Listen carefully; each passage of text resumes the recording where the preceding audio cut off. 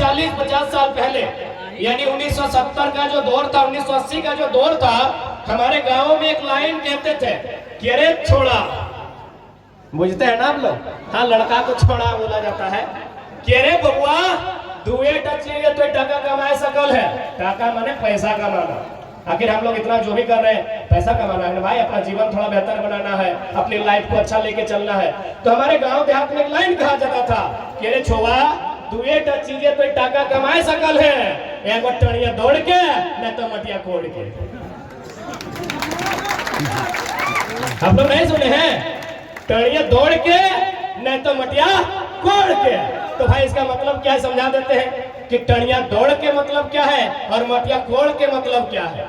मटिया कोड़ के मतलब है, आज से मैं जब 1970 का टाइम था, हमारे जो पूर्वज थे, खासकर मैं अपना व्यक्तिगत बताता हूँ, मेरा नाना का जीजा जी, उसका 2 भाई, मेरा नाना का अपना भाई, लगभग 10 आदमी को हम जानते हैं। वो लोग मिट्टी काटने गया था। मिट्टी समझ रहे, अभी नरेगा कटवा रहा है, वो लोग मिट्टी काटने गया था, झोड़ा लेके, झोड़ा समझ रहे हैं, गैता समझ रहे हैं, गैता और झोड़ा लेके वो लोग मिट्टी काटने गया था। मिट्टी काटते काटते उन लोग को टाटा और बीसीसीएल में सरकारी नौकरी लगा था, इसीलिए बोला गया मटिया कोड़ के। यानी मिट्टी काटते काटते आज भी हर गांव का इतिहास होगा, पता नहीं आपके चासनाला और कांड्रा क्षेत्र का क्या इतिहास है, मैं जहां रहता हूं वहां का इतिहास है कि लोग मिट्टी काटने गए थे, मिट्टी काटते काटते उनको गवर्नमेंट का जॉब, सरकारी नौकरी हो गया था, इसीलिए कहा जाता है कि मटिया कोड़ के। और एक लाइन टणिया दौड़ के, ये तो सभी जानते हैं। आज आप फिर चले जाए पीछे, आज भले लोग वीडियो बन रहे हैं, सीओ बन रहे हैं, आज भले लोग आईएएस आईपीएस, खैर आईपीएस अभी झारखंड में, आज भले लोग डॉक्टर बन रहे, इंजीनियर बन रहे, टीचर बन रहे हैं, लेकिन आप अपने गांव का इतिहास को पता कीजिए। सबसे पहला नौकरी अगर आया होगा तो हवलदार चाहे चपरासी का आया होगा। आप अपने गांव को अगर किसी ने मेहनत से, बाकी कोलफील्ड में बहुत सारे लोग नौकरी लिया, लेकिन अनुकंपा में लिया, लैंड लूजर के नाम में लिया, बाप के बदले नौकरी लिया, यानी पुलिस का नौकरी लिया था। ये हमारा इतिहास है, इसीलिए लाइन कहा जाता है कि मटिया कोड़ के या तो टणिए दौड़ के। आज भी फुटबॉल खेलने वाले आपको विशेष सुबह उठकर ज्यादा दौड़ लगाने की जरूरत नहीं है। जाहिर सी बात, जितने खिलाड़ी हैं, सीआरपीएफ बनना चाहते हैं, बीएसएफ बनना चाहते हैं, आईटीबीपी में जाना चाहते हैं, असम राइफल्स में जाना चाहते हैं, आईआरबी में जाना चाहते हैं, जिला police, Jharkhand police, JF, JMP, जहां भी जाना चाहते हैं, कैसे जाइएगा? दौड़ के ही ना, उड़ के जाइएगा। यदि यहाँ और मैक्सिमम जो यूथ होते हैं ना, जितना यूथ होते हैं, अगर उन यूथ से पूछा जाए कि तुम्हारा ड्रीम क्या है, वो कहता है कि हमको फौजी बनना है। आज भी आप किसी भी नौजवान से पूछे कि तुमको क्या बनना है, वो पहला लाइन कहेगा हमको फौजी बनना है। जब वो बड़ा होगा तब बोलेगा कि हम टीचर बनेंगे। लेकिन अगर बच्चों से पूछा जाए, क्योंकि आज थोड़ा जमाना बदला है, आप क्या कहते हैं पता नहीं, हमारे टाइम 10 में 9 को बच्चा बोलता था हम फौजी बनेंगे। बचपन से देखा है गदर ना, गदर बचपन से देखा है, इंडियन देखा है, माँ तुझे सलाम देखा है, तिरंगा का असर है, यानी उसका ख्वाहिश था डिफेंस। तोड़ के तो नहीं जाएंगे, दौड़ के ही जाएंगे ना। तो फुटबॉल खेलिए ना, तो इसीलिए बोले ना मटिया कोड़ के, नहीं तो टणिया दौड़ के। और साथ ही साथ ज्यादा समय नहीं लेंगे, क्योंकि खिलाड़ीगण बहुत दूर से आए हैं, बोरो नहीं ना लाया है, उन लोग को थोड़ा दूर छोड़ना पड़ता है। एक बात याद रखना, बहन लोग को भी बोलेंगे, भाई लोग को भी बोलेंगे, जिंदगी में कुछ भी बनो, जिंदगी में जब आए हो जरूर कुछ बनो। दुनिया में तुम्हारे लिए कुछ ना कुछ जरूर है, लेकिन जो भी बनो याद रखना किसी एक फील्ड में नंबर 1 बनना। कुछ भी रहे, अगर फुटबॉल खेलते हो उसमें भी बहुत सारा है, गोली है, स्ट्राइकर है, मिडफील्ड है, डिफेंस है, डिफेंस नंबर 1 बनो, स्ट्राइकर नंबर 1 बनो।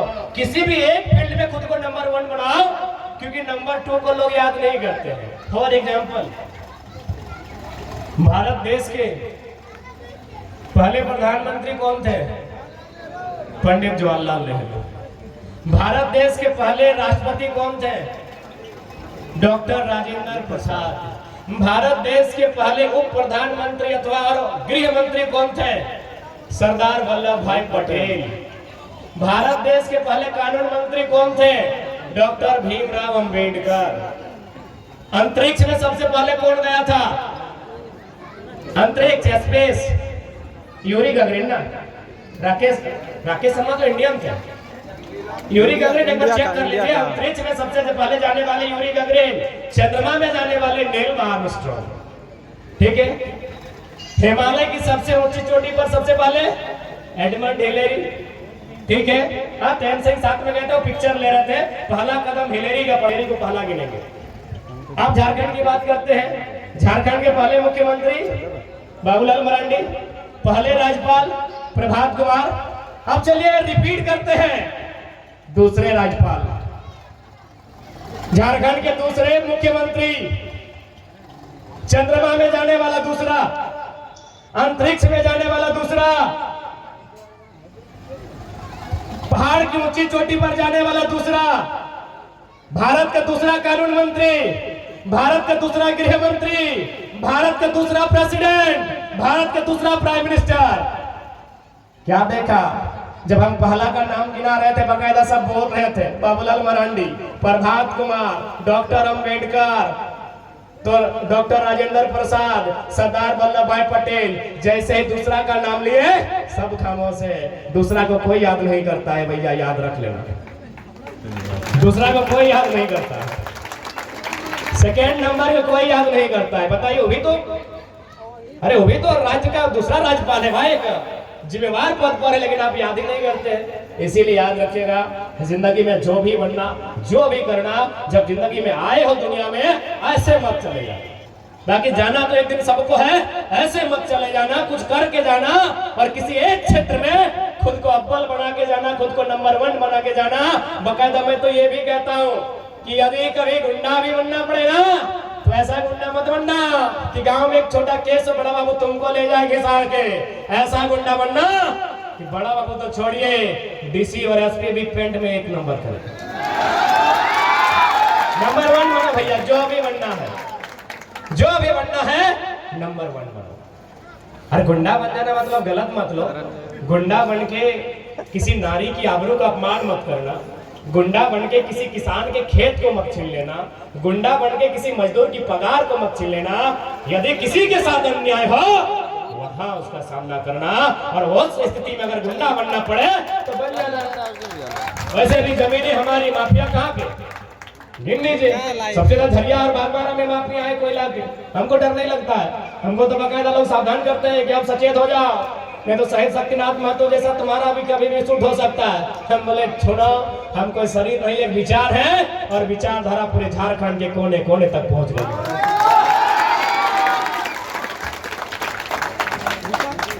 इसलिए आज स्वतंत्रता दिवस की बेला में जितने भी लोग आए हैं, मैं उन्हें यही संदेश देना चाहूंगा, आजादी कहां पूरी होगी, कैसे पूरी होगी, और साथ ही साथ खेल का मैदान है, यहाँ बहुत कुछ सीखने को मिलता है। बकायदा खेल का जो मैदान है, एक इंसान को कहीं ना कहीं अनुशासन सिखाती है। सबसे महत्वपूर्ण जो चीज होती है अनुशासन। आप किसी भी स्कूल कॉलेज में चले जाए, वहां एक लाइन लिखा रहता है कि discipline makes the nation great. अब किसी स्कूल कॉलेज में जाते हैं, अगर पढ़े होंगे तो बड़े बड़े अक्षरों में वो लाइन आपको लिखा मिलता है कि discipline makes the nation great, यानी अनुशासन देश को महान बनाता है। और मैंने, चूंकि मैं दो लोगों को, मेरा भी जीवन में 2 ही चीज का प्रभाव रहा है, एक अच्छा से पढ़ो और ग्राउंड में आके खूब खेलो। तो दोनों जगह आपको अनुशासन सीखने को मिलता है। बकायदा खेल का मैदान आपको बहुत जरूरी बना के भेजता है। और साथ ही साथ मैं एक अपील, अंतिम शब्द कहते हुए आपको अपील करना चाहूंगा, क्योंकि खेल के मैदान में जब हम उतरते हैं तो जाहिर सी बात है, जब अपोनेंट टीम हमको गोल करती है तो थोड़ा सा हमें एक ईर्ष्या की भावना उत्पन्न होती है, स्वाभाविक है, क्योंकि आप बुद्ध नहीं है, यहाँ बैठे लोग बुद्ध नहीं है, महात्मा बुद्ध नहीं ना है कि काम क्रोध मोह माया को त्याग कर दिए हैं। ईर्ष्या होगी, लोभ होगा। तो जब आपको उससे थोड़ी सी ईर्ष्या होती है तो ऑटोमेटिक आपको लगता है कि भैया इसको तो अब समझा देंगे, इसको अब सिखा देंगे, हमको गोल किया है ना, हमको 2 पग नचाया है ना, इसको सिखा देंगे। ऐसा ग्राउंड में आपको फील होता होगा। लेकिन मैं आपको यही कहना चाहूंगा, यदि किसी को उत्तर देना पड़े, जवाब देना पड़े, तो गोल का उत्तर फाउल से मत देना, गोल का उत्तर गोल से देना। इस बात को ध्यान रखना कि खेल के अंदर आपका जो कैरेक्टर है वो अलग है, खेल के बाहर आपका कैरेक्टर अलग होना चाहिए। मैं एक छोटी सी कहानी आपको सुना रहा हूं, आपने सभी ने सुना होगा, क्योंकि सभी लोग कम से कम, अरे नहीं हो तो 10वां जरूर पढ़े होंगे। 10वां क्लास में एक चैप्टर है a long walk to freedom, पढ़े आप लोग? सबाई তোমরা পাঠ করেছি না? তুমি দাদা পাঠ করেছি? এই মদপান না করে এটা বেকার चीज বটে। हाँ ठीक, ভালো। नेल्सन मंडेला के बारे में सुने हैं ना आप लोग? 10वीं क्लास में एक चैप्टर है। खैर नेल्सन मंडेला के बारे में तो आप बहुत कुछ जानते हैं, मैं वो नहीं बताऊंगा, उनके जीवन की कहानी बता रहा हूं। एक चूंकि नेल्सन मंडेला 28 साल एक जेल में थे कंटिन्यू, उसके बाद साउथ अफ्रीका के काले रंग के पहले राष्ट्रपति बने थे 300 सालों के बाद। छाड़े दाओ सबाई भालो मानुष मोटे बॉस बैक बॉस जाओ भाई बोन गिला एक दिखाते ऐदी के नहीं तो को साइड ले लीजिए इनसे। तो नेल्सन मंडेला जब राष्ट्रपति बन गए तो एक दिन एक रेस्टोरेंट में बैठ के भोजन कर रहे थे। आप भी करते हैं, होटल जाते हैं ना? खैर आप लोग फैमिली के साथ जाते हैं। तो बगल की कुर्सी में जब मंडेला बैठे तो बगल की कुर्सी में एक आदमी अकेले भोजन कर रहा था। मंडेला राष्ट्रपति थे, जाहिर सी बात है उनके पास बहुत भीड़ होगी, बहुत सारी भीड़ थी, लेकिन बगल के कुर्सी में जो व्यक्ति अकेला बैठा था वो अकेले ही था, मस्ती से खा रहा था। तो मंडेला चूंकि बहुत सज्जन पुरुष थे, उन्होंने उस व्यक्ति को बुलाया, बोला ये अकेले भोजन क्यों कर रहा है भाई, इसे बुलाओ।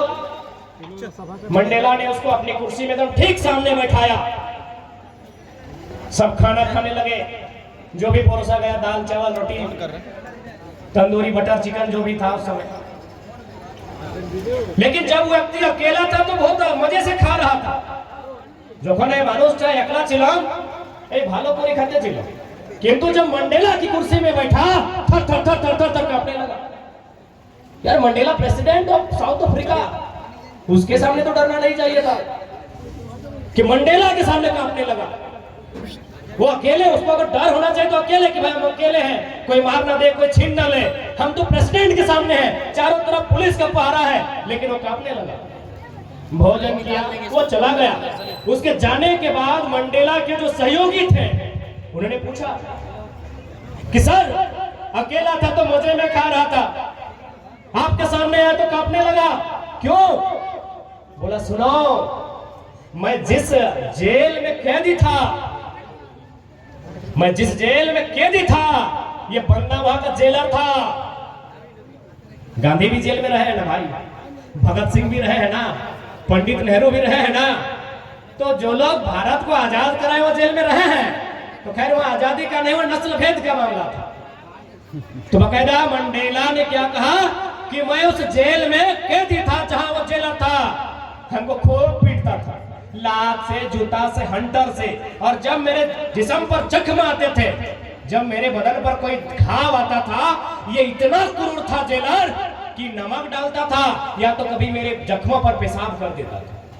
पर आज चूंकि अब तो प्रेसिडेंट है, the most powerful person of the country, मेरे अलावा इस कंट्री में कोई पावरफुल नहीं है, I am the superior of the country. तो अब इसको लग रहा है कि जेल में इसने मेरे साथ जो व्यवहार किया था मैं भी उसके साथ वही व्यवहार करूंगा, क्योंकि वो मामूली जेलर है, कहां घुसा देंगे, किस जंगल में फेंकवा देंगे कोई नहीं जानता है। लेकिन वो गलत सोच रहा है। नेल्सन मंडेला साउथ अफ्रीका का राष्ट्रपति बदला लेने के लिए नहीं, बदलाव लाने के लिए बना। इसलिए जब भी खेल का मैदान हो या जिंदगी का मोड़ हो, जब बदले की भाव आए उसे कंट्रोल करो। गोल का उत्तर फाउल से, गोल का उत्तर गोल से देना। आज अगर आपको किसी टीम ने हराया है, 2 महीना की प्रतीक्षा करें, आपको वहां उसको जाके मात दे, क्योंकि बदलाव करने वालों को दुनिया